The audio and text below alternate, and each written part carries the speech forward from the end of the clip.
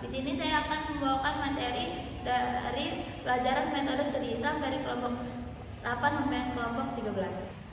Kesimpulan dari kelompok 8 ialah tentang adanya upaya penafsiran Al-Quran sejak zaman Rasulullah hingga sekarang.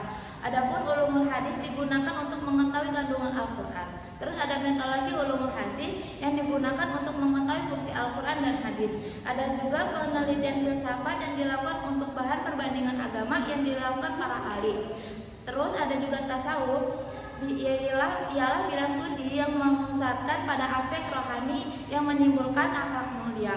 Terus pemikiran metode ialah pemikiran yang menuju pembaruan. Metodologi pendidikan Islam ialah kegiatan pengajaran dalam memberi materi. Terus ada juga metode tekstual yang menekankan pada signifikasi Al-Quran dan hadis, sedangkan metode intelektual ialah metode untuk mengetahui konteksnya. Terus ada juga metodologi mukazanah madhab, yaitu ilmu perbandingan madhab. Materi dari kelompok 9 yaitu penelitian agama, ialah menempatkan agama sebagai objek. Adapun perbedaan penelitian agama dan keagamaan itu sendiri terletak pada objeknya, seperti doktrin yang merangkai tentang penelitian agama dan gejala sesuai sebagai objek penelitian agama. Adapun contoh metode penelitian agama diantaranya ialah analisis sejarah, analisis lintas budaya, eksperimen, observasi, riset, survei, dan analisis isi. Materi kelompok 10 ialah modernisme, gerakan yang bertujuan menafsirkan doktrin tradisional dengan aliran modern dalam filsafat, sejarah, dan ilmu pengetahuan.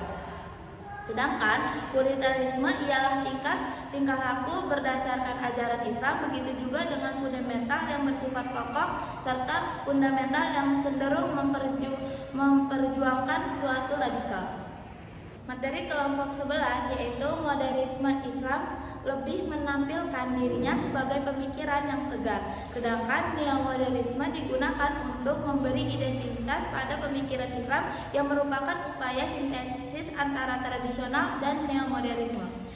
Islam liberal ialah suatu kelompok yang tidak setuju dengan adanya syariat Islam secara formal dan negara, dan adanya juga Islam kultural sebagai prinsip yang muncul dalam bentuk sikap yang lebih sindikultasi, yang pada akhirnya dengan berjalannya waktu Islam pun mengalami perkembangan gerakan seperti postmodernisme Islam liberal dan Islam kultural. Itu semua ditunjukkan dalam pemikiran cendekiawan muslim yang baik, yang tradisionalnya maupun modernnya.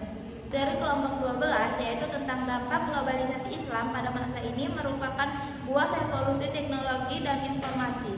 Dampak positifnya ialah banyak peradaban yang berkembang dan mendorong inovasi baru untuk lahir, sampai akhirnya terciptalah perkembangan untuk mengakses ilmu dan informasi. Sedangkan dampak negatifnya ialah banyaknya perkembangan teknologi yang lahir di tengah manusia, yang membawa budaya baru yang perlahan mempengaruhi moral dan akhlak, khususnya bagi orang Islam yang memiliki prinsip ketuhanan. Materi kelompok 13 yaitu studi kawasan Islam, ialah kajian yang menjelaskan situasi sekarang, tentunya area dunia Islam dan lingkungan yang ada di dalamnya. Studi Islam di Barat yang ditinjau dan perspektif sejarah oleh orang Indonesia berlangsung cukup lama, karena belum menyentuh langsung kajian Islam. Adapun yang di timur, masalahnya juga hampir sama seperti yang ada di Barat. Hal ini wajar karena karakteristiknya dipengaruhi beberapa faktor,